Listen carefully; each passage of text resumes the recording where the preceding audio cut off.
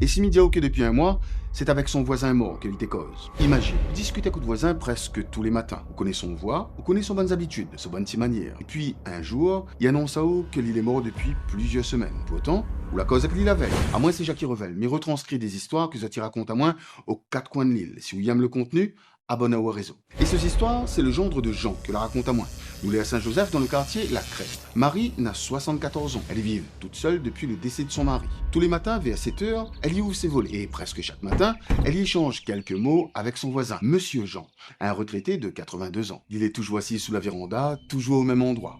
Ça t'y cause sur la pluie, le jardin, le quartier, le ramassage de la poubelle, il fait un peu des ordres. Bref, rien d'extraordinaire. Juste deux voisins âgés qui prennent des nouvelles un et l'autre. Et puis un matin, Marie y remarque quelque chose d'étrange. La maison de Jean y reste inhabituellement calme. Les volets sont fermés, la porte aussi. Et surtout, personne sur la véranda. Elle y trouve ça inhabituel, mais sans plus.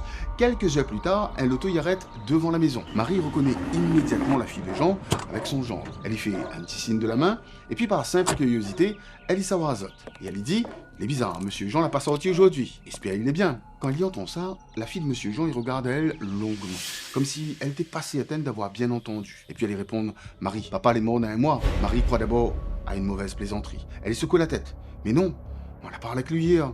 La figure de la fille devient blême. Elle y répond que n'est pas possible. Et le silence qui suit l'est interminable. Parce qu'au fond d'elle, Marie connaît exactement ça qu'elle la vive. Elle y revoit Jean assis sur son chaise, elle y entend encore son voix, et elle y rappelle même cette dernière conversation la veille. Comme tous les matins, comme tous les jours d'avant, et puis un souvenir y revient. Un détail qu'elle n'avait jamais remarqué. Durant les 4 dernières semaines, elle n'avait jamais vu monsieur Jean quitte son chaise. Toujours assis, toujours immobile, comme s'il était en une affaire. Et plus elle y pense, plus une phrase y revient. Une phrase prononcée par monsieur Jean lors de cette dernière conversation, juste avant qu'elle la referme les volets. De même savoir à elle, elle y est en à moi. Sur le moment, elle l'avait souri. Aujourd'hui encore, Marie est persuadée d'avoir parlé à son voisin pendant plusieurs semaines après sa mort. Et des fois, très tôt le matin, elle y entend des grincements de la vieille chaise en bois sous la véranda d'en face, alors que cette chaise, et bien d'autres affaires, l'avait été récupérée ce fameux jour.